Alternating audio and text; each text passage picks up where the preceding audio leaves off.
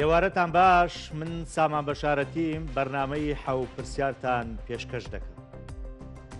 4 مانگە فەرمانبەرانی هەرێمی کوردستان تەنها یەک موچەیان وەرگرتووە. گیریان خواردووە بەدەست کارە تەکنیکەکانی نێوان بەغدا و هەولێرەوە. بەغدا هەر ڕۆژەی بیانوویەک بە هەرێمی کوردستان دەگێڕێت دەڵێت ئەم گرفتانە لە ناو لیستی موچەدا هەیە. هەرێمی کوردستانیش بە شاندێکەوە دەگاتە بەغدا و دەڵێ کۆبوونەوەیەکی باشمان کرد. بەڵام ئەنجامەکە چییە؟ تاوەکو ئێستا کەس نازانێت کەی موچەی مانگی دوو دەنێرێت لەلایەن وەزارەتی دارایی عێراقەوە. ئەوەی کە بڵاو کرایەوە من هەندێک کێشەی ناو لیستی وەزارەتی دارایی حکوومەتی هەرێمی کوردستانتان بۆ ئاشکراکە. بە کۆی گشتی ینی لە ناو لیستەکە ئەم گرفتانە هەبووە لە کۆی گشتی سەرجەم وەزارەت و فەرمانگەکانی حکوومەتی هەرێمی کوردستان 36,893 کەس کێشەی ناوی دایکیانەیە. واتە لەو لیستەی کە نێردراوە 36,893 کەس ناوی دایکی نەنووسراوە، واتە بێدایکە. 9,501 کەس کێشەی نەبوونی ناوی چواریان هەیە، واتە ئەم ڕێژەیەش 9,501 کەسە ناوی چواریان نییە، ناوی سیانیان لە ناو لیستەکە نووسراوە. هەروەها 129,402 کەسیش کێشەی کارتی نیشتیمانی هەیە، واتە ئەمەش هیچ کارتێکی نیشتیمانیان نییە. 38,404 کەس کێشەی ڕێکەوتی دامەزاندنیان هەیە، واتە 38,404 کەس کاتی دامەزراندنیان بۆ نەنووسراوە. کەس نازانێت کەی دامەزراون لە ناو دام و دەستگاکانی حکوومەتی هەرێمی کوردستان. ئێستا وەزارەتی دارایی عێراق داوای یاخود تێبینی لەسەر ئەمانە هەیە، دەڵێ کاکە وەرن لە ناوم لیستە ئەمەم تێ بگێنن ئەمە چییە؟ مەجموعەیەکی کاتی نیشتیمانی نییە، باشەوە فریان نەکەوتووە و دەری نەکردووە، بەڵام خۆ ناکرێت ینی 9,000 بۆ نمونە 36,893 کەس دایکی نییە، ینی بۆ ناوی دایکی نەنووساوە، چۆن نەبێ ئەمانە دایکیان نەبێت. هەروەها ئەوانی کەش کە ینی بۆم باسکردنی تر ڕێکەوتی دامەزراندەکەەوە، ئەمانە بەڕاستی گرفتیەکەن کە یەکلایی نابێتەوە یا چارەسەر نابێت لە نێوانە هەولێر و بەغدانی، هەر مانگە و کێشەیەکی نوێ سەرهەڵەیە. ئەمە لە کاتێکدا لە سەرەتای ئەم ساڵ وەزیری دارایی حکوومەتی هەرێمی کوردستان گوتی کێشەی موچە بۆ ئەم ساڵ بەتەواوەتی چارەسەر کراوە، ئیتر هیچ گرفتێکمان بۆ دروست نابێ لەسەر مەبنای ئەو لیستەی کە موچەی مانگی یەکی پێدراوە. بەڵام ئەوەنەی کە من هەندێک زانیاریم وەرگرتە بێ، ینی گومان نەکرێ یاخود پێشببینی ئەکرێت لە مانگەکانی داهاتوو کێشەی زیاتریش دروست ببێ بۆ موچەی موچەخۆرانی هەرێمی کوردستان. تەنانەت پێش ناو بەرنامەکە هەواڵەکەم خوێندەوە، دەڵێت شاندەکەی حکوومەتی هەرێمی کوردستان لەگە وەزیری دارایی کۆبوونەتەوە لەسەر کێشەی هاوتاکردنی موچەی خانەنشینان. ئێستا بیانوێکی دیکە گرێ حکوومەتی عێراق یاخ وەزارەتی دارایی پێشتر لە هەر فەرمانبەرێک لە 170 موچەی ئیسمیەکەی دەبڕا بۆ خانەنشینی، بەڵام لە وەزارەتی دارایی عێراق لە ساڵی 2014 لە 110 دەبڕن. ئێستا حکوومەتی وەزارەتی دارایی عێراق دەڵێت بە حکوومەتی هەرێمی کوردستان دەبێ ئەو لە 103 ماوە بۆم بنێری. ئەمانە کۆمەڵێک گرفتن. بەڕاستی من ئەمەوێ ئەم شەو بە وردی لەگەڵ بەڕێز دکتۆر فازل نەبی بریکاری پێشووتری وەزارەتی دارایی حکوومەتی عێراق گفتوگۆی لەسەر بکەم کە بە خۆشحاڵیەوە لە هەولێرەوە بە شێوەیەکی ڕاستەوخۆ لەگەڵمە بێ. پێم وایە دکتۆر یەک دوو ڕۆژە ینی بەڵێنی بە مندا کە بەرنمەکە کەین، بەڵام گوتی من دەمەوێ زانیاری ورد وەربگرم لەسەر گرفتەکانی موچە پێم وایە زانیاری باشی وەرگرت بێت لە وەزارەتی دارایی حکوومەتی عێراقەوە و بۆیە ئەم شەو گفتوگۆی لەسەر دەکەین بزانین ورد و درشتی ئەم کێشانە چییە و چۆن دەکرێت ینی چارەسەر ببێت کە ئەمانە بۆ مانگەکانی داهاتوو بە هەمان شێوە نەبێتە گرفت. کاک دکتۆر سڵاو لێ بێ ئێوارە و باش. سڵاو لە ئێوە ئێوارەت باشتر. زۆ سپاس. من هەندێک لە پێشەکێکات جنابت گوێت لێ بوو هەندێ ینی شتم باس کرد کە ئەمانە بەڕاستی بوونەتە گرفت لە ناو لیستی موچەیە. باشە بۆ ئێمە هەمیشە ئەم گرفتانەمان بۆ دروست دەبێ لە کاتێکە ئەزانین ینی وەزارەتی دارایی بیانومان پێگرێ بۆ چارەسەرکردنی ینی ئەمەش ئەبێتە هۆکاری ئەوەی کە موچە بەم شێوەیە دوا بکەوێ. ئەنی ئەگە جەنابەت بە وردی بۆم باسکەی بۆچی ئەمانە ڕوو دەدەن؟ سپاس کە سامان بە حقات پێشێکی تاوان سڵاو لە جەنابت و لە بینەرانی خۆشەویست. ئەو مەسەلانەی کە لە ناو لیستی موچایە ینی ئەوان بەعتیبار مانجی یەک دەبایە بیکەنە ستاندارد لەوەی لەسەری بڕۆن. بەڵێ بەڵام نازانم منیش نازام لۆ منیش جێگای سوالە لۆ ئەو هەڵانە هەموو مانگەک دووبارە دەبیتەوە چونکە بەغدا زۆر لە مێژە داوای مەزموعەیەک شت دەکا لە لیست. طبعا ئەوە سەبەبی ڕئیسی نییە ئەسبابی تریش هەیە بەسەوە یەک لە سەبەبەکانە. وەڵا دوای شێنە سەروانی داوای ناوی بەڵێ داوای ناوی چواری دەکات، داوای ناوی دایک دەکات. طبعا هەموو فەرمانبەرێک دەبێت طبعا بەتەکید تاریخی با بڵێن دامەزراندنی هەبیت لە چ تاریخێک دامەزرایە ئەو فەرمانبەرە و ئێستا گەیشتە چپلەیەک ئەو شتانە ئەزانی ئەلفوبایی ئامادەکردنی لیستی موچەیە. بەڕاستی پێت بڵێم ئەوەی کە بەغدا داوای دەکات. بەڵام ئەو گرفتانە لۆ لە هەرێم دووبارە دەبنەوە بە حقت جێگای پرسیارە حقا وەزارەتی دارایی خۆمان هەرێم وەڵامی ئەو پرسیارە بداتەوە لۆ هەمومانجێ ئەو مشکلە لۆ لیستی موچە دروست دەکەن. چکە مەسەل ئەو مشکلەیەکی تەکنیکیە فەنیە واتە هەموو دەوائرەکان هەموو وەزارەتەکان با بزان چ وەزارەتێک بەرپرسە لەوەی کە ئەو لیستە بە تەواوی ئامادە ناکام و حاسەوە بکرێت لەلایەن حکوومەتی هەرێمی کوردستانەوە. چکە ناکرێ مەسەلەن ئەو هەموو فەرمانبەرە ببیت موچەکەیان ببیتە زەحیە هیچ چەند دام و دەستگایەکی حکوومەتی هەرێم کە لێرە ناتوانن لیستەکان بەڕێک و پێچی ئامادە بکەن. بە هەر حاڵ ئەو مشکلانەی کە جەنابت باست کرد ئەوانە هەمویان ئەوانە مشکلەی فەنی نابنە سەبەبی نەدانی موچە بەڵام دەبنە سەبەبی تاخیربوونی سەرفکردنی موچە لەلایەن بەغداوە. ئەوە کێشە ڕئیسیەکەیە بەڕاستی چونکەگەر ئەو ئیشکالانە نەبی ئیشکالەکانی تر دێنە سەری و دەتوان چارەسەری بکەن. بەس ناکرێ هەموو جارێ ئەو مشکلێ ئومێدەوارم کە حکوومەتی هەرێمی کوردستان ئینزارێک بداتە وەزارەتی دارایی خۆمان کە ناکرێ ئەنگۆ هەمومانجێ بەو شکلە مەشاکل دروست بکەن پێویستە لەمە دووە ئیشەکانتان بەڕێک و پێچی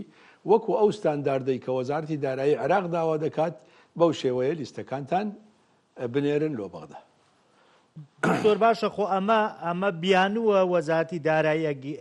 ئەیگرێت یاخود ئەوەی کە تۆ باسیەکەی ئەمە ئەلفوبێ ینی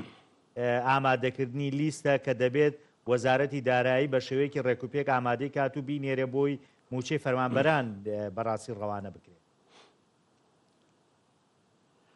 نا لۆ بەغدا ئەوەی کە ئەو قسانەی کە ئێستا جەنابت باست کردووە من باسم کرد ئەوانە بیانونی نەخێر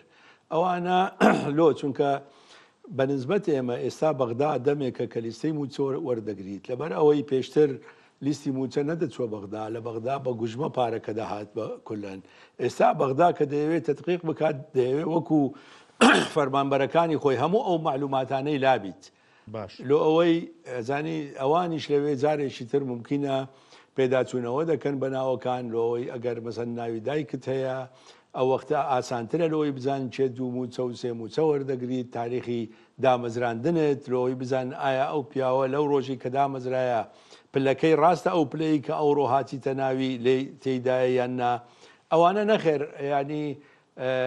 بیانونین بەڵکو حقیقەتێکن دەبێ برادەرانی ئێمە ئامادەی بکەن دائیمەن و لیستەکان بەو شکلەیە ئامادە بکەن کە باسمان کرد. زۆر باشە دکتۆر بە بۆچوونی جەنابە دەوانەی کە زانیاریت هەبێ یعنی ئەمە کەی چارەسەرە بێ و کەی موچەی مانگی دوو دەنێرێت. زانی ئەوەیان جان بە فەنیەکەیە کە تەسەووری من تەسیری زۆری نییە لەسەر مەسەلەی موچە هەروەکو جەنابیشت باست کرد ئێستا لیژنەیەکی فەنی لە بەغدان ئەوڕۆ دیارە دانیشتنیان هەبووە لەگەڵ وەزارەتی دارایی عێراق وا پێدەچی کە هەموو شتەکان با بڵێن چارەسەر نەکراون بەیانی دیسان وا بزانم دانیشتنێکی تر دەکەن بەڵام ئەو کێشانە چارەسەر دەبن کاکە سامان بەڕاستی پێت بڵێم ئەو کێشانە چارەسەر دەبن و مشکلە نینە و چونکە بەغدا خۆیان ینی خۆیان بە دەردی برادرانی خانەقین گۆتەنی گەرەکیانە کە زوو موچەی مانجی دوو بنێرن لەبەر مەسەلەی ڕەمەزان بە جۆرەی معلوماتی ئەکیدی من تەوان یانەیە بە زووترین کات ئەو موچەیە بنێرن لۆیە ممکنە هەندێ وعد حتا ئەگەر هەمووشی چارەسەر نەکرێ هەندێ وعد وەرگرن لەو برادرانەی ئێمە لەوەی ئەو کێشانە لە مانکانی داهاتوو دووبارە نەبنەوە چارەسەر بکرێن و بتوانن ئینشاءالله لە خلالی ئەو هەفتەیە موچەکە بنێردرێت من ناڵێم 100% بەڵام بەڕاستی خۆشیان بەغداش ئێستا پێی خۆشە کە موچەی مانجی دوو بە زووترین کات بنێری چونکە دەزانی وەزعی فەرمانبەرانی هەرێمی کوردستان چۆنە و ئێمە لە ناو مانجی ڕەمەزانی پیرۆزینە من پێشتریش گوتم لەبەر خاتری مانجی ڕەمەزان ممکنە چاوپۆشی لە هەندێشت بکرێت بەڵام دەبێ ئەو شتانە چارەسەر بکرێت وڵات دوکتۆر پرسیارەکەی من لەوێ ینی بۆچی ئێمە دەبێت لەبەر خاتری مانجی ڕەمەزان موچەمان پێ بدرێوەکەوەی خێر و سەدەقەمان پێ بکرێ ئەخۆمە مافێکی ڕەوای خۆمانە من هەر ئەدگێڕمەوە بۆ 3-4 مانگ پێش ئێسا کە ئێمە بە هەمان شێوت وەزیری دارایی وتی ئیدی کێشە بۆ لیستی موچە دروست نابێ موچە هەموو مانگێک لە کاتی خۆی دادێ بەڵام ئەوە تا ئێمە لە مانگی سیان کێشە بۆ لیستی موچەی مانگی دوو دروست بووە خۆ ئەگەر ئێمە هەر بەم میکانیزمە لیست بنێرین ئێخۆ مانگەکانی دیکەش بە هەمان شێوە تووشی کێشەبی ڕاستە کاکە سامان ئەوەلەن ئەوە خێر و سەدەقە نیە و حەقێکی شەرعی موچەخۆرانی هەرێمی کوردستانە بەڕاستی پێت بڵێم بەڵام کە باسی مانجی ڕەمەزانم کرد گوتم چاوپۆشی لە هەندێ کەم و کورتی لیستەکان دەکرێت هەندێ وعد وەردەگرن لەوەی بە زووترین کات موچەکە بنێرن چونکە خۆشیان بەڕاستی پێت بڵێم مەبەستیانە کە موچەی مانجی دوو بگات لە ناو مانجی ڕەمەزان ئەوە مەسەلەکە نەک بڵین ئەگە باسی کەم و کورتەکانی ئەکرێمە هەموو مانجی بەم کەم و کورتی لە هەندێ شێرین نا بەڕای من تازە باسم کرد کاکە سامان وتم حکوومەت یارێمی کوردستان پێویستە لەمە دوا محاسبەی ئەو وەزارەتانە بکات و ئەو دام و دەستگایانە بکات کە لیستەکانیان چونکە ئەوە وەزارەتی دارایی چ دەکات وەزارەتی دارایی هەرێمی کوردستان جەناب دەزانی خۆ لیستی هەموو وەزارات و هەموو دام و دەستگاکان کۆ دەکاتەوە ئەنجا دوای دەیکاتە یەک لیستی موحەد و بە ڕێگەی بە شێوەی پایرۆڵ تەرتیبی دەکات باش وەزارەتی دارایی ناچێتە بزانێت کەم و کوڕەکانی چین دکتۆر دەبواە پەیدا بچنەوە دەبواە هەر ئەو برادرە هەم ئەوان هەم ئەو لیژنەی پایرۆڵ ینی دەبواە پەیدا بچنەوە بەڵام وا پێدەچێ هەندێک ئیشکال هەبیت نەیانتوانێت چارەسەری بکەن بەڵام لەمە دووە حەقا حکوومەت یارێمی کوردستان ئەو دام و دەستگایانە محاسبە بکات کە لیست بە نیوەچڵی یان بە کەم و کورتی دەنێرن نەک تەنها وەزارەتی دارایی بەڵکو ئەو وەزارەتانەی کە ئەو لیستانە ئامادە دەکەن و متاکیدم کە لەمە دوا بەتاکید زەخت لە سەریان دەبی و چارەسەرکردنی ئەو کێشانە چونکە بە جۆرەی معلوماتی من بەغدا ینی لەو مەوزوعی لیست ئەزانی کاکە سامان ئەوڕۆ مەوزوعی لیست با بڵێن تقریباً مشکلەیەکی گەورە نەبووە مشکلەکە ئەوەیە کە دەبێت چارەسەری بکەن و لەبەر ئەو وەزعی کە ئێستا دروست بووە دەمێکە موچە نەهاتیە بەغدا موچە بنێری و حکوومەتی هەرێمی کوردستان لەمە دووە چارەسەری ئەو کەم و کورتیانە بکە ئەوە کێشەیەکی فەنیە و بە تەسەووری من موچە لەسەری ڕناوەسی ئینشاءالله و برادرانی ئێمەش دیارە دەبێ هەندێ وعد بدەن لەوێ و داوشیانە کە ئەو چارەسەری ئەو کێشانە بکەن باشە ئێستا ینی من باسیشم کرد پێشاتێکی نوێ هاتووە هەراوە وەزیری دارایی عێراق تەیفسامی وتوێتی بۆ هاوتاکردنی موچەی خانەنشینان خۆت جەنابەت ئاگاداری هەرێمی کوردستان لە 170 لە فەرمانبەران وەرەگرت بەڵام بەغدا لە 2014 لە 110 وەرەگە ئێساڵێ داوای ئەو لە 103 دەکات لە هەرێمی کوردستان ئێمە چییە؟ ئەوە مەسەلەیەکی زۆر تەبیعیە کاکە سامان جەنابەت دەزانی پێشتر لە عێراق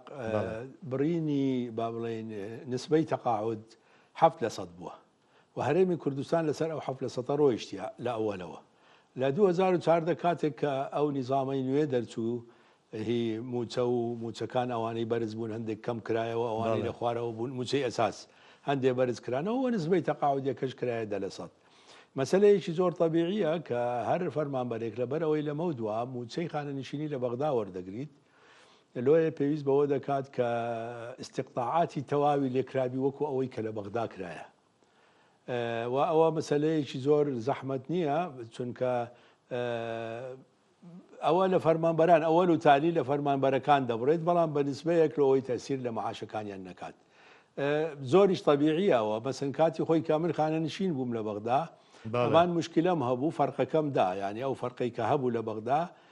طبعا پێشتر هەم بوو ینی ئەوەی کە هیچ چوونە دەرەوە هیچ شۆڕش هەندێ چەند ساڵێکم هەبوو داوایان لێم کرد کە دەبێ ئەو 4 ساڵە دەبێ ئەوە بدەم ینی تەوقیفاتی تەقاعودی هەتا لۆم حساب بکەن بەسەر یەکەوە هەموو تەوقیفاتی تەقاعودیمدا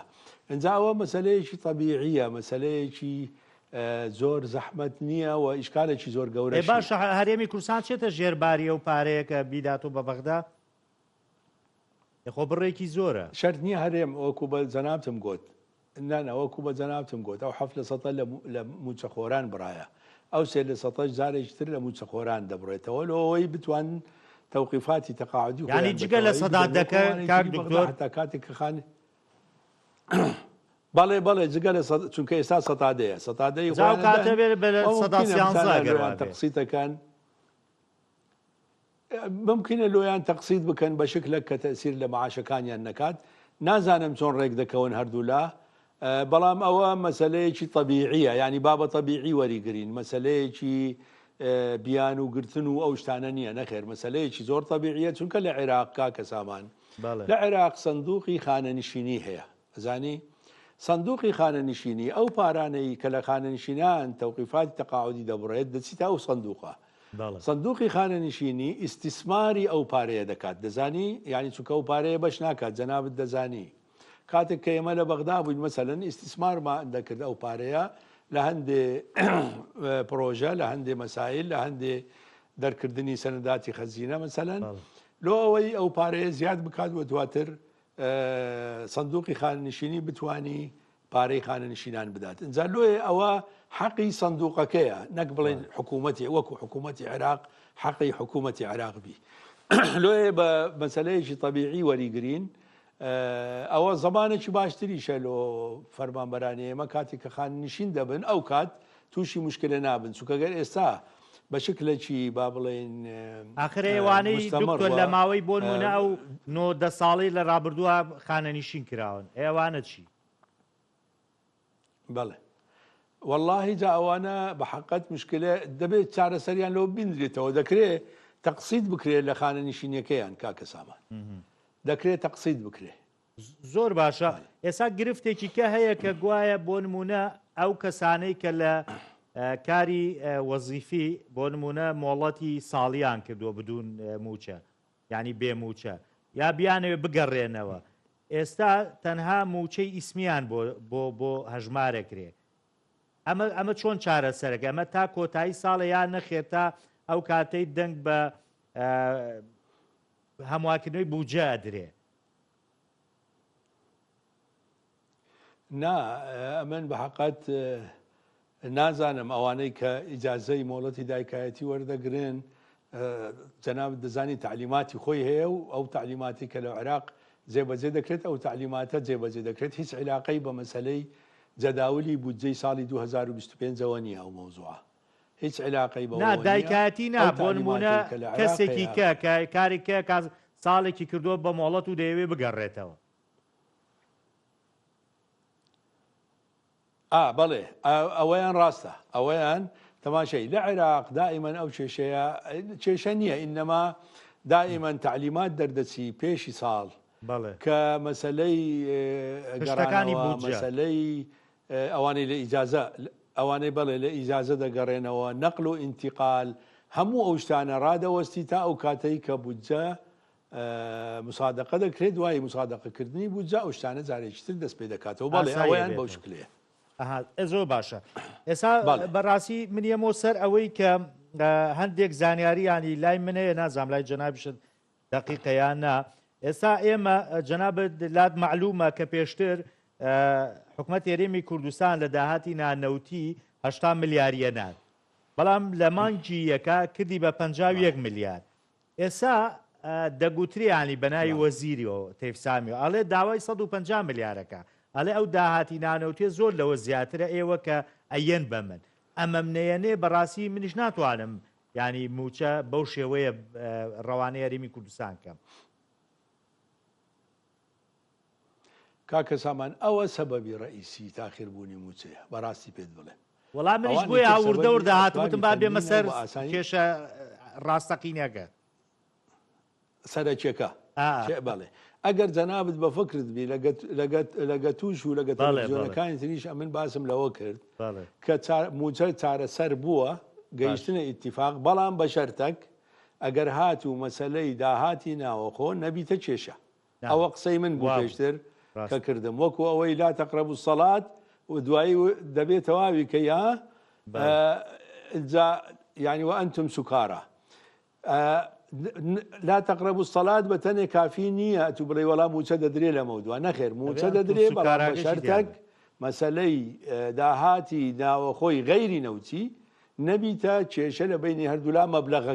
مبلغك راست اتفاقي مبدئي كرايا كحكومة هريمي كردستان نيوي داهاتنا وخد داتا وبغدا او اتفاقي مبدئية لا مسألة موسى بلام آية تند ئەوە لێرە کێشەکەیە چەندەکە جەنابەت دەزانی و زۆر جاریش باسمان کردی ئێمە کاتی خۆی هەڵەیەکمان کرد کە نووسی بوومان لە یەکێک لە مەوازینی مراجعات 452 میلیارد دینار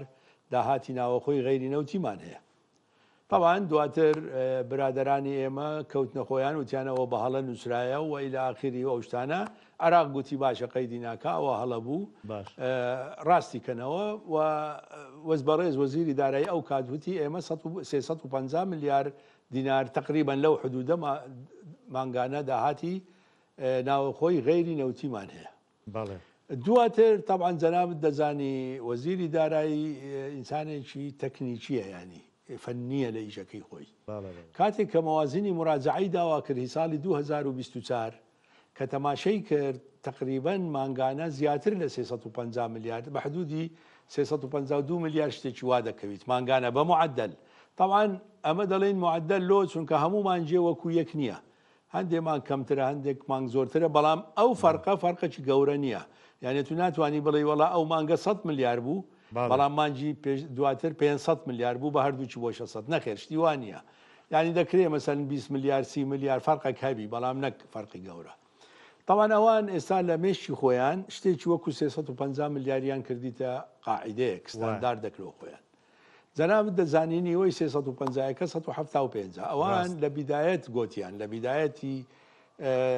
ساڵ کاتێک کە پێکهاتن وتیان ئێمە داهاتی ناوەخۆمان قبولە بەڵام نابێت لە 100 میلیارد دەبێت لە 100 میلیارد لۆ سەرەوە بێەوە من کاتی خۆی باسم کرد ئێستا ئەوان دەڵێن بابە ئەگەر 300 میلیاریش بینیوە کە دەکات 150 میلیارد واتە نابێت ئەوە لە 150 میلیارد کەمتر بدەنە ئێمە حکوومەتی هەرێمی کوردستان ئەو مانگە 51 میلیاریدایە طبعاً لۆی تەوزیحەکە زیاتر بدەم کاکە سامان ئەگە بە فکرت بێ پار ئێمە 5 مانگ یا ئیراداتی ناوەخۆی غەیری نەوتیمان تەسلیم بە بەغدا کرد ڕێنجەکە لە بینی 73 میلیارد تا 81 میلیارد ینی لەو بینە بوو حکوومەتی عێراق ئەوەی قبول نەبوو ئەو قسەیە لۆیە چی کرد حکوومەتی عێراق تەماشەی حسابی خۆی کرد کە ساڵانە دەبێت لە چ حدود مانگانە لە چ حدودێک بێت 12 مانجی حساب کرد تۆڵەکەی لە چێرێمان کردەوە لە مانجی 10 و 11 و 12 بە فکرت دێ مانجی 730 میلیاری لۆمان نرد 200 میلیاری 200 برێن 50 میلیارێکی لێمان بڕی مانجی 11 630 میلیاری نرد ئەو جارە 350 لێمان بڕی مانجی 12 440 میلیاری نرد ئەو جارە زیاتر لە 500 باڵێ زیاتر لە 500 میلیارد دیناریان لێمان بڕی ئەمە دایمەن باسی یە کوشتەکان ناکەم چونکە ئێمە لە مالیە فێر بووین حدود باسەکەین یانی لە حدود باشە ئەنجا قەزدم لێرە بزانە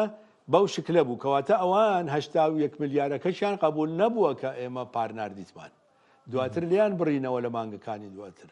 ئەنجا ئێستا چۆن 51 میلیارد قبولەکەن حکوومەتی هەرێم دیارە مبەڕریان دایە لە بەغدا کە مبەڕەکە ئەوەیە مانجی یەک وەزع سستەبی و ساڵی نوێیە و بەو شکلە زەرائب و گەمارک بەو شکلە نییە کە ئێوە تەسەووری دەکەن بەڵام ئەوان قبولیان نییە. ئێستا بەڕاستی پێت بڵێم کێشە ڕئیسیەکە لەسەر مەسەلەی داهاتی ناوەخۆیە نیوەی داهاتی ناوەخۆ. ئەنجەلۆی جەنابەت و بینەران زیاتریش بزانن دائیمەن کە کێشەیەک دروست دەبی. حکوومەتی عێراق ئەوە دائیمەن لە فەنی دانوستان هەیە. حکوومەتی عێراق تەڵەباتی خۆی چ دەکا بەرز دەکاتەوە زیاتر لەوەی ئەتوو بە کێشەکە چارەسەر بکەین. بەڕێز وەزیری دارایی فترەیەک پێش ئێستا باسی لەوە کرد کە نەخێر ئێمە ڕازینینە ئێوە نیوەی بگەڕینەوە دەبێ هەمووی بگەڕینەوە دواتر ئێمە نیوەتان بدەینەوە. ئەوە مجەڕەد بەنیوەکە ڕازی خۆیانە لەوەی حکوومەتی هەرێمی کورد بەنیوەکە ڕازیبی بزەبت ئەوە مەسەلەکەیە. وئیلا ئەوان ڕاستە لە جانبی مالی دەبێ ئەتوو هەمووی بگەڕینیەوە ئەو ئیعادەی تەخسیسی 50% لۆ دەکاتەوە. بەڵام دیسان لە جانبی مالی چارەسەر لۆ ئەوە هەیە چۆنە ئەتوو 50% دەگەڕینیەوە ئەوان قەیدێکی پێ دەکەی و ئەوەی تر بەغدا ئەتوو قەیدی بە کامل مەبلەغەکە دەکەی لەوە بەغدا پارەکەی هەموو ناوێت لە تو 50%ەکەی دەوێ 50%ەکە تەوان دەکاتە ئیرادی نهایی للخەزینە 50%ەکەی دی عادەی تەخسیس دەکاتەوە لە بە قەیدێکی محاسبی ئەوە کەواتە مشکلە نییە. بەڵام ئەو تەڵەباتی خۆی بەرز دەکاتەوە حتا لەو ئەخیرە گوێمان لێبوو کەوان خەریکە داوای داهاتی نەوتیش بکەن بەڵام ئەوە هیچ جانبەکی قانونی تێدا نییە ئەو داواکاریە مجەڕەد بەهانەیە و هیچی تر. بەڵام مەسەلەی نیوەی داهات بەڕاستی پێت بڵێم کێشەیە لەبەر ئەوەی لە قەراری محکەمەی ئیتیحادی ئەوە هەیە لۆی ئەوان پێوە چەلبوونە لە ناو قەراری محکەمەی ئیتیحادی مەسەلەی داهاتی ناوەخۆ باسکرایە کە دەوێت بگەڕێتەوە بەغدا. ئومێدوارم کە ئینشاءالله وەفتەکە بتوان سبەش تەسەووری من دانوستانیان هەبیت چونکە نەگەیشتینە نەتیجەیەک ئەوڕۆ سبەی بتوانن کاک دوکتۆر فازڵانی ئەزای کێشەکە لێرە ئەوەیە بەڕاستی سەرکردنی لەمانکانیدا بەڕاستی فەرمانبەرێکی هەرێمی کوردستان حەقی نییە بەسەر ئەم کێشە کە لە بینی دوو حکومەتدا ڕووەیە. بەڕاستی ئەو حەقی خۆی ئەوەیە کە موچەکەی خۆی لە مانگی خۆی وەرگێ. ئێخۆ ناکرێ هەموو مانگێک حکومەتی هەرێمی کوردستان نەچێتە ژێر باری ئەو پارەی کە حکومەتی عێراق داوایەکە حکومەتی عێراقیش پارەکە نانێرێ. ئێستا جۆرێک لە سیناریۆ هەیە لە بینی هەردووشیانە ینی بەڕاستی ئاوا مماتەڵە بەم ناردنی موچەوە کرێ کاتێک تۆ موچەخۆر خەبەری دەبێتەوە لە کۆتایی ساڵا سێرەکات پارەی دوو موچەی وەرنەگرتووە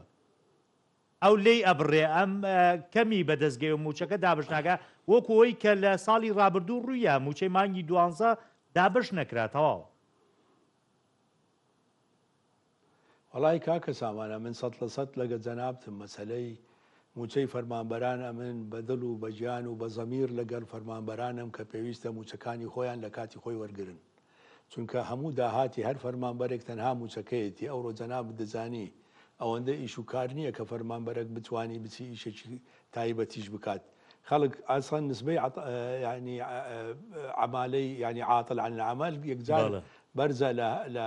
عێراق بەعام طبعاً بە هەرێمی کوردستانیشەوە. ئەنجا بەڕاستی پێویستە بەڵێ ئەمیش لەگەڵ جەنابتم پێویستە کە حکوومەتی هەرێمی کوردستان بیرێک لەو مەوزوعە بکاتەوە و زیاتر زەخت بخاتە سەر وەزارەتەکان سەر وەزارەتی دارایی لۆی ئەو کێشەیە لەگەڵ بەغدا چارەسەر بکەن و موچەکان لە کاتی خۆی بیت. زۆر باشە کاک دکتۆر وەڵای من پرسیارێکم هەیە لە جەنابێت یعنی لەم دوو ساڵەیە بۆ نمونە هەندێک ڕوودا و ڕوویانیان ینی بەو پێی کە جەنابە بریکاری وەزارەتی دارایی بووی. باشە بۆچی ئێمە بریکارەکانمان خۆیان ناگرن لەگەڵ تەیفسامیا کار بکەن؟ ئەوە نمونەی کاک مەسعود حەیدەر ئەوە لەم دوایش نمونەی کاک ڕێباز حەملان کە دەستیان لە کار کێشایەوە. ئەمە هۆکارەکەی چیانی بەبوورە کاکە سامان ببوورەوانە مەسایلی ئەبن حەز ناکەم داخلی مەسایلی شخصی ببم کە سەبەب چییە و لۆ و چونکە هەردوو لایەن ڕەفیقی منن ینی هەم کاک من مەبەستەکەم ببوورێت بۆ جەنابەت ینی شتەکە تەیفخانیش لەولا هەر زۆر ڕەفیقمە و هەندێک جار باوەڕ بکە دەگاتە حالەتی ئەوەی کە هەندێک جار ناڵێم مخالەفە بەس چوو بە مخالەفەش کە داوای لێ دەکەم لەومان دەکات لێ مەسائلی شخصی حەزاکەم داخلی ببم ئایا بێ دوایە مشتێکی شخصیە حەقی بە کێشەی موچەوانەوە نییە؟ نانا خۆ مەسەلەکە مەسەلەکی عامە مەسەلەن ئەزانی کاکە سامان تۆزێک زەحمەتە ئەتوو وەکیلی وەزارەتی دارایی عێراق بی وە موچەی خەڵکی هەرێمی کوردستان نێت تۆزێک زەحمەتە لۆ ئینسان جەنابەت دەزانی لە 2014 ئەمن هەموو دەسەڵاتێکم هەبوو وەڵی دەسەڵاتی وەزیرم هەبووە خواشاییدا بەڵام کاتێک کە کێشە دروست بوو لەسەر موچەی هەرێمی کوردستان ئەمن ئیستیقالەمدا و گەڕامەوە ڕئیسی وزەرا مالکی بە دوامی نار بەڕێزیان گوتی کاکە تو دەزانی مشکلەکە لە چێلۆ ئیستیقال دەیگوتەوە هەموو ێزانم بەڵام زۆر عیبە لۆ من ئەمن وەکیلی وەزارەتی مالیەی عێراق بم نەتوانم موچەی خەڵک بنێرم ئەوەیە مەسەلەکە ئینجا تەسەوڕەکەم ئەو برادرانش هەمان کێشەیان هەبیت لەسەر مەسەلەی موچە چونکە مەسەلەکە مەسەلە لە دەست وەکیلی وەزیر دەرەچی جاری وا هەیە ئەمن ساڵێک و 8 مانگ بەڕێز مالکی زەختی لە من دەکرد کە بودجێ هەرێم ببڕم نەمبڕی ساڵێک و 8 مانگ لە مانگی چاری ساڵی 2012 تا سیویەکی 12 ساڵی 2013 ئەنجامانجی یەکی 2014 بە مخالەفە موچەی خەڵکی هەرێمم نرد بەڵام دواتر کە دیتم نا ئیشەکە خەریکە دەبیتە کێشەیەکی گەورە ئیستیقالەمدا تەسەوری منە ئەو برادرانش ئەو مشکلانەیان هەبی هەردووچیان ئینسانی بەڕێز و محتەرەمن هەردووچیان ئیشیان کردیە لە بواری دارایی جەنابەت دەزانی بەڵام بە تەسەوری من ممکنە ئەو کێشانە بوو بنەسە ببی ئەوەی کە ئیستیقالە بدەن و بگەڕێنەوە. زۆر باش کاک دکتۆر تۆ باسی بڕیارەکانی دادگای فیدرالیت کرد لەوەی کە بۆ نمونە دەبێت لە 150 داهاتی ناوخۆ بگەڕێتەوە بۆ حکوومەتی عێراق بەڵام خۆل لە بڕیارەکەی دادگای فیدراالیا باسی تەڵتینی شەکە باسی ئەوەی شەکە کە دەبێت پێدانی موچەی موچەخۆرانی هەرێمی کوردستان تێکەڵ بە ململانەی سیاسی نەبێت و لە کاتی خۆیدا بدرێت بەڵام ئێستا هەستەکەی ینی جۆرێک لە جۆرەکان پاشەکشەیەکێ لە بڕیارەکەی دادگا بۆ خۆی کە ئەویش ێستا مۆزوعی تەڵتینەکە تقریبان ینی گوێی لێ کەڕکراوە و مۆزوعی هەژماری من هاتووەتە ئاراوە ئەی بۆ لەمایانانی قسە ناکات بۆ تەنها بۆ نمونە بۆ داهاتەکە بڕیارەکە دەبێت جێبەجێ بکرێت. کاکە سامان ئەگەر تەماشەی بکەی لەو چەند ڕۆژە بەڕێز وەزیری دارایی عێراق لەسەر ئەو مۆزوعش قسەی کردیە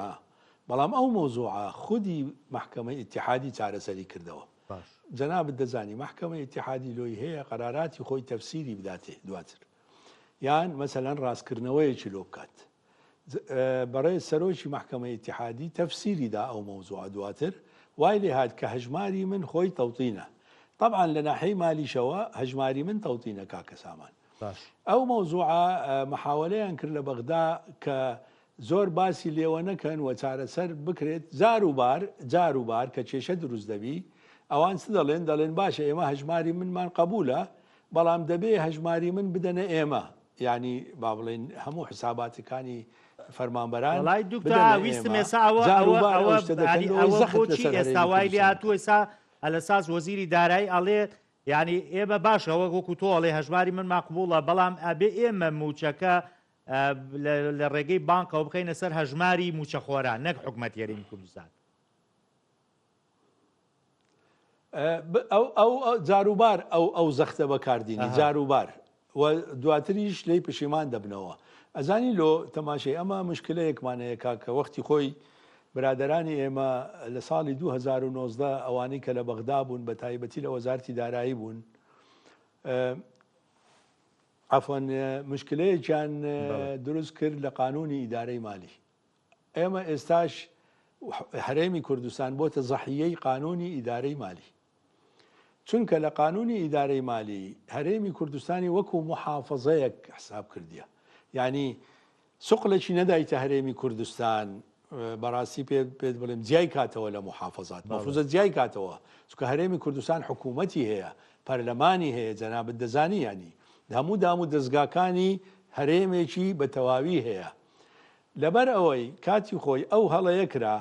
برادرانی ئێمە کە لە وەزارەتی دارایی بوون ئەوەیان بەسەردا تێپەڕی وە سوالیان لە کەس نەکرد بڵێن ئەرێ کاکە و قانونی ئیداری مالیە ئێمە تەوقیعی بکەین 20 پەرلەمان نەچی چ تعدیلێکی لەسەر بکرێ خۆیان یەکسەر موافقیان لەسەری کرد و چوە پەرلەمان تەماشای هەموو بورگەکان بکە لە هەموو بورگەکان هەرێمی کوردستان ناوی هاتیە لەگەر محافظات المحافظات والأقاليم بزانە ینی ئەقالیمی قەت جودا نەکردەوە جا ئەوە وای کردیە بەڕاستی پێت بڵێم کە بەغدا وا بیر بکاتەوە کە خۆیان دەبێ موچەی هەرێمی کوردستانیش بدەن وەکو هەر محافظەیەکی تر ئەو مشکلەکە لێرەیە ئەگەر ئەو کات هەرێمی کوردستان زیاکرا بایەوە چکە هەرێمی کوردستان حکوومەتێکی هەیە پەرلەمانی هەیە مؤسسات تەواوی مؤسساتی دەوڵەتی هەیە ئەو کێشەیە دروست نەدەبووە ئەو کات دەبێ پارەکە بێتە هەرێمی کوردستان هەرێمی کوردستانیش حکوومەتە هەرێمی کوردستانیش مەجموعەیەک بن و کەیەکە لێرە ئێستا لە هەژماری من با بڵێن مشارکن پارەکە دێت هەرێمی کوردستان و لە هەرێمی کوردستان تەوزیع دەکرێت ئەو کێشەیە لەبەر ئەو سەبەبەی کە باسم کرد لەوەی تۆزێک هەرێم جیاکەنەوە لە محافظات خۆیان چاوپۆشیان لی کردیە کاک سامان باشە دکتۆر ینی من ئەزانم جەناب ڕەنگە وەکو فاڵ نەگریتەوە بۆی کە ئێمە لە مانگەکانی داهاتووە ئایا موچە هەمان گرفتی بۆ دروست دەبێیانە بەڵام وەکو منطق ئەگە گریمان بۆ نمونە حکوومەت یاریمی کوردستان چووە ژێر بارەوەی کە لە سەدا 50 داهاتی نانەوتی ڕادەسی حکوومەتی عێراق بکات و کێشەی لیستی موچە نەبێ ئایا بە جددی ئێمە کێشەمان بۆ دروستە بێ بۆ موچە بە تەسەووری بنە بەڕەغمی ئەوەی کاکە سامان ئەمن لەسەر بە معلوماتی ئەکیدم و پێش 3 ساڵ ئەو مۆزوعانم بە تەفسیل باس کردیە بەڕەغمی ئەوەی لە بەغدا زۆر خەڵک هەیە ئیش دەکات لەسەر زەعیفکردنی قەوارەی هەرێمی کچکەکردنەوەی قەوارەی هەرێمی کوردستان لەسەر زەعیفکردنی دەسەڵاتی حکوومەتی هەرێمی کوردستان و دەمێکە ئیشی لەسەر دەکەن و ئیشێکی بە چی پێ دەڵێن ینی سیستەماتیک دەکەن لەسەر ئەو مۆزوعە زانی بەڵام بەڕەغمی ئەو هەمووشتانە بەڕێی من ئەگەر ڕێی من وەرگریوە بە ژێرەی ئەو معلوماتی کە من هەمە لە بەغدا ئەگەر هاتوو کێشەی لیست و لەگەڵ مەسلەی داهاتی ناوەخۆ لیست دیسان دەڵێمەوە کێشەی گەورە نییە چونکە دەکرێت زوو چارەسەر بکرێت بەڵام مەسلەی داهاتی ناوەخۆ چارەسەر بکرێ بەڵێ ئەمن دەڵێم هیچ کێشەیەک لۆ موچەی فەرمانبەران دروست نابی ئینشاءالله لە مانگەکانی داهاتوو ینی کاتێ بە پێم قسەی جەناب ببێت تاوەکو ئێستا کێشەکە لای خۆمانە بەڕاستی ئێمە نەمانتوانیوە ینی لەسەر سینیەکی پاک ئەم لیستە ڕادەستکەین و داهات و داواکاریەکان و خۆی جێبەجێکەین و بۆی ئێمەش پارەکە وەرگری ئەمن زۆر دەمەکە گۆزیتم پێویستە ئێمە لەگەڵ بەغدا دانیشین لەگەڵ لەسەر مەسائیلی عام اتفاق نەکەین بچینە ناو تەفاسیل جەنابەت دەزانی کاتێک کە بەڕێز وەزیری دارایی هەرێم لە بەغدا هاتنەوە لیستە ئەو ینی با بڵێن ئەو لیژنە گەورەی کە ڕۆیشت بوو لۆ بەغدا کە هاتنەوە کێشەکان چارەسەر بوون و تەواو نەخێر ئەمن ئەو کاتیش گوتم بەڵێ کێشەکان ئەوها چارەسەر بوونەوە ئینشاءالله مشکلە دروست نابی بەڵام کێشە لە تەفاسیل دایوان دروست دەبی کێشە لە تەفسیل چییە مەبلەغی ئیراداتی ناوەخۆ با دوایی تووشی ئەو کێشەیە نەبین دیسان جارێکی تر وەکو ساڵی 2024 لە ئاخری لێمان ببڕن و نەتوانین موچەیەک یا دوو موچە بدەین لەوەی توش نەبین پێویستە لە ئێستاوە ئەو مەوزوعە لەگەڵ بەغدا یەکلایی بکەینەوە ڕێنجێکدا بنین حدودێکدا بنین کە پێویستە مانگانە لەو حدودە بیت ینی لە بینی ئەوەندە تا ئەوەندە چونکە دیسان تاکید دەکەمەوە کە هەموو مانگ وەکو یەک نییە ئیراداتی ناوەخۆ بەڵام فەرقەکەش زۆر نییە یعنی با بڵێن نقاتی تەشەدد زۆر نییە لە بینی مانگەکان لەوەی بتوانین دەتوانین تهدیدی ڕێنجێک بکەین لە مەبلەغێکی معەن لەوەی لەمە دووە کێشە دروست نەبی و ئیلا دیسان ئەم لە ئێستاوە بە جەنابەت دەڵێم چۆن پارباسم کرد لە بیدایەتەوە من لە مانجی شەشەوە گوتم ئاگاتان لە خۆتان بی ئێمە لە مانجی 9 و 11 و 12 کێشەمان لۆ دروست دەبی دیسان لە ئێستاوە پێت دەڵێم ئەگەر ئەو کێشەیە لە ئێستاوە چارەسەر نەکەین بەڵێ لە مانگەکانی کۆتایی دیسان تووشی هەمان گرفت دەبین کە پارساڵ تووشی بووین زۆر باشە ئێستا قسێکی کە هەیە لەسەرەوەی نازام جەنابتان تا چەنێ زانیاریتانە بێت لەسەری ئێستا دەگوترێ داوای ئەو پارێژ دەکرێت کە لە ماوەی زیاتر لە ساڵێکە کە نەوت بە قاچاق دەفرۆشرێت لە دوای ڕاگررتنی نەوت یاریمی کوردستان ئەمە گرفتێکی کە دروست ناکا بۆ هەرێم بەرامبەر بەغداد لا برأيي من طبعا داوا كراية أو موضوعة بس أو موضوعة لتساهات بيش كاكا سامان سير كيما لحفتي رابردو وابزام روجي بين شمابو كشركاتي نوتي نوينركانيان وزيري سامان سلوشتي كانوا وزارتي نوتي عراق لبغداد بيك ودانيشتن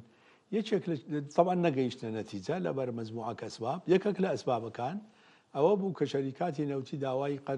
قرزي خوي عندك دواء أويك لخلال أو صالة بابلين لسر حكومة هرمي كردستان داوين لبغداد ذكر كبارك بدات بغداد طبعا وشنكي وابو اما او باري نادين لبروي او نوته تسليم بايما نكرايا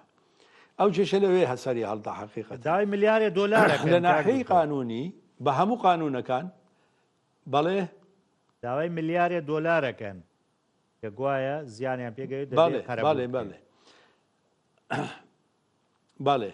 انجا تماشي او شلوي سري هالداي هاتيرا لناحي قانوني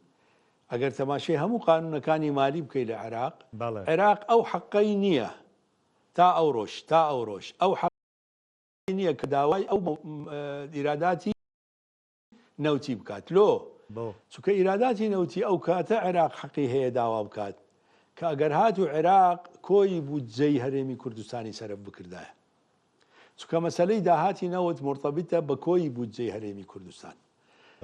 هرمي كردستان دلي امن داهاتي نوتم لو اشتيتر تنها مجددي ومن بيستين بويا كمصاريف وزارات بدم خدمات عامة تقديم بكم زناب الدزاني يعني وانا همو باري بيستا امن لباري نوت تواني مكا او يشبكم ولني ويداهاتي ناو خوتواني تم او يشان بكم اگر اتو داوي اوان ذكي باشا بسرتاو اسا كانوا تسليم دكريت اگر بروات چونکە چێشەی لۆ دروست بوو حقیقەتەن چێشەکەش گەورەیە بچووک نییە لەوەی چارە سەر بکرێت ئەو بودجەی من بدەی واتە باڵێ ینی ئەو کاتە ئەگەر داوای داهاتی نەوتی بکات دەبێ عێراق کۆی بودجەی هەرێمی کوردستان بدات موچە و جزئی دووەم لە بودجەی تەشغیلی و بودجەی ئیستیسماری و بودجەی پەرەپێدانی پارێزگاکان و پترۆ دۆلار يعني تواني وحقي خويا تواني وش داوي طبعا بالي طبعا لناحية قانوني او بين زور ششمي شيء كدس حقي بابلين كومبانيا كان نوته كل في انتاج ينوت كل في انتاج ونقل انزا او بو ششخال كواتتو او ششخاله اتو لو ششخاله يخال دايته من تنها موجه بينس خال ما اتو كو داواي داهاتي نوتي دكيلو او وكو خالي زخته لسر هرمي كردستان بكاريان هنايا بلام لناحي قانوني هيز بنمايشي نيه وهيز حقا نيه بجويري عرف ودستور وقانون وشرع زور باشا جناب الباس يوت كروته هناردكردنەوەی نەوت هەرێمی کوردستان کێشەی گەورەی لەبەردەسە جا بەپێی ئەم دانیشتانەی کە دانیشتوون کۆمپانیاکان لەگەڵ وەزارەتی نەوتی عێراق ینی باس لەوەکە کە دەبێت قەرەبووی ملیارێ دۆلاریان بۆ بکرێتەوە گرنتی ئەویان پێ بدرێ کە مانگانە لە کاتی خۆی دا و پاریان پێ دەدەن بۆ دەرێنانی هەر بەرمیلێک نەوت کە 16 دۆلارە دیاری کراوە باشە من ڕەنگە هەر لەگەڵ جەناب تا باسی ئەومان کردی بێ وتمان دەستپێکردنەوەی نەوتی هەرێمی کوردستان واکە جۆرێک لە بژانەوەی ئابووری لە هەرێمی کوردستان ڕوودەدا کێشش بۆ موچە دروست نابێ ئیتر بەڵام خۆ ئەگەر ئەم کێشەیە دروست بێ ئێمە کەواتێ لە بەردەم کێشەیەکی گەورەتر داین هەم بۆ موچە هەم بۆ ئەو بڕەپارەی وەکو بودجە بۆ هەرێمی کوردستان دەنێرێت ڕاستە کاکە سامان لۆ موچە نا لۆ موچە چونکە ئەوە بۆ دروست نابێ گەورەوە تەنها وەرەقەی زەختە نەخێرەوە نابیتەوە ئەگەر بیشی کەنە کێشەوە بیانووە و ئەو حەقەیان نییە لە ناحی قانونی وەکو تازە باسم کرد بەڵام ئەزانی کێشەکە حکوومەتی هەرێم نییە لێرە کێشەکە کۆمپانیایەکان زیاتر دروستیان کردێ لەو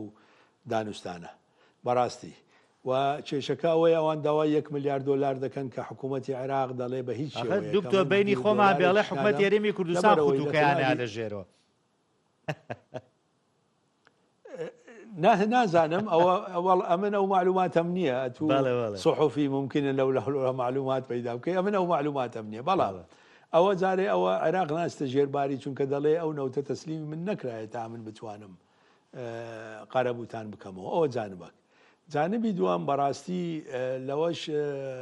زەحمەتتر ئەوەیە ئەوان دەڵێن حکوومەتی عێراق دەبێ ئاعتراف بەو با بڵێن عقودانە بکات کە ئێمە لەگەڵ حکوومەتی هەرێمی کوردستان کردومانە. ئەوەشیان زەحمەتە لۆ عێراق کە قبولی بکات تا ئێستا تەوان قبولی نەکردیە چونکە ئەوان زۆر ملاحەزاتیان هەیە با بڵێن لەسەر مەسەلەی نەوعی عەقدەکان. سێەمیان بەڕاستی پێت بڵێم مەسەلەی گەرنتی پارە ئەوە هەیە هیچ مشکلێک نییە چونکە تومادام موازنەت هەیە و پارە لە موازنە چونکە موازنە گەرنتیە موازنە کاکە سامان قانونە هەر شتێک بکەویتە ناو موازنە ئەبیتە قانون کەواتە ئەوە گەرنتیە لۆ هەر لایەنێک لۆیە مشکلەی گەرنتیان نییە بەڵام مشکلەیەکی تریان هەیە کۆمپانیایەکان کۆمپانیایەکان ئێستا بەڕاستی پێت بڵێم بە 16 دۆلارەکەش لە دڵی خۆیان لە دڵی خۆیان بە 16 دۆلارەکەش رازی نین چونکە 16 دۆلارەکە تەنها کولفەی ئینتاج نییە بەڵکو کولفەی ئینتاج و نەقلە بەجەنابەت دەزانی ئەو بۆڕیەی کە بۆڕی کوردستان کولفەی نەقلتەیدا زۆر بەرزە 7 دۆلارە ینی بەڵام 16کەیان جارێ قبول کردیە بەس قەلقن ینی مشکلەیەکیان هەیە لە ناو خۆیان دەڵێن باشە ئەو شەریکەی ئیستیشاری کە قەرارە بێت و تحدیدی ئەو مەبلەغانە بکە گەرنتی چییە کە لە 16 دۆلار زیاتر تحدید بکات چێ ئەڵێ کەمتر تحدید ناکات ئێستاوە دڵە ڕاوچەیەک لەلایەن دروست بووە گومانێک لەلایەن دروست بووە بەڕاستی لۆیان زەحمەتە کە بتوانن ئەو شتە هەزم بکەن ئەو کاتەش کۆمپانیاکە هەڵچەنی دیاری کرەمان ناتوانن کە نەوتەکە ڕۆی ینی ڕازی بوون بەوە ئەو کاتەمان ناتوانن ڕوبەڕوو ببنەوە بڵێن کاکە ئێمە قوبوڵمان نییە بۆ پارەکەمە نا ئەو وەختە ئەزانی دەتوان هەموو شتێک دەتوان ڕایگرن ئێمە ئینتازی ناکەین و تەواو ئیتر نەوت کە ئینتاز نەکرا نەوت ناڕوات دەتوانن لەو ناحیە بەڵێ بەڵام ناتوانن ئەگەر ئینتاز مستەمڕ بی ناتوانن اعتراض بکەن بڵێن دەبێت لەوە زیاترمان بدەنێ ئەوە ناکرێ بەس دەتوان ڕایگرن بڵێن کاکە لۆمان دەرناینی ئێمە هاتووی قازانج بکەین نهاتوین سمێڵی خۆشمانی لەسەردانین باشترین شت ئەوەیە کە ئێمە ئیتر ئینتاز ناکەین و بەجێ دێرین ئەنجا ئەوەش کێشەیەکە لۆیە کێشەکانی کە لە مەسلەی نەوت ئێستا دروست بوونە زۆر گەورەترن لەوەی کە هەر ئینسانێک ینی تەسەووری بکات چارەسەرکردنیان تۆزۆکێک بە زەحمەت کەوتیە بەڕەغمی ئەوەی ئەمریکا گەرەیکێتی کە دەبێت نەوتی هەرێمی کوردستان بڕوات چونکە با بڵێن یەکێک لە ئەهدافی سەرۆک ترامپ ئەوەیە کە دەبێت نرخی نەوت داببەزینی لەو مەبلەغی کە ئێستا هەیە ئێران بەڵێ ئای تەبان تاویزی ئێران و ئجا ئەوە هەموو وای کردیە کە کێشەکان لەلایەک زەخت هەیە بەڵام لەلایەک کێشەکانیش گەورەنە چارەسەرکردنیان ئاسان نییە بەڵام تاکید دەکەمەوە لە ناحیەی قانونی بە هیچ ڕەبتێکی بە موچەی فەرمانبەرانەوە نییە موچەی فەرمانبەران تەنها کێشەی کە ئێستا هەیە مەسلەی لیست پاک بکرێتەوە کە ئەوە کێشەی بەسیتە تەکنیکیە فەنیە و دووەمیشیان مەسلەی داهاتی ناوە خۆیە ئیتیفاق بکەن لە ڕێنجێکی معەن مەبلەغەکە تحدید بکەن لەوەی هەمومانجی ئەو کێشە دروست نەبیتەوە یعنی بە بۆچوونی جەنابەت لە مانکانی داهاتوو کێشەمان نابێ ئەگەر ئەمە چارەسەر بێ ئەگەر چارەسەر ببی کێشەمان نابی بەو شەرتەی مەبلەغەکە لە ڕێنجەکەی کە باسم کرد ئیتیفاقی لەسەر بکەن بەڵام ئەگەر ئەوە نەکرێ هەمومانجێ بڵێ ئەتوو هەشتاش بنێری ئەو دەڵێ کەمە چکە تو 352 هەبووە دەبێ ئەوەندە بنێری ینی لۆیە دەبێ ئەوە با بڵێن نقاط لەسەر حروفدا بندرێ ئەو خاڵە بزات زۆر سپاسی جەناب دەکەم کاک دکتۆر فازل نەبی بریکاری پێشووتری وەزارەتی دارایی حکوومەتی هەرێمی کوردستان عێراق کە لەگەڵم بووی بە شێوەیەکی ڕاستەخۆ زۆر سپاس بۆ جەنابت سپاس بۆ ئێوەش دەستخۆش بێ زۆر سپاس بۆ ئێوەش کە تاوەکو ئێستا بینەری بەرنامەی ئەوت پرسیار بخواتان ئەسپێرم خواتان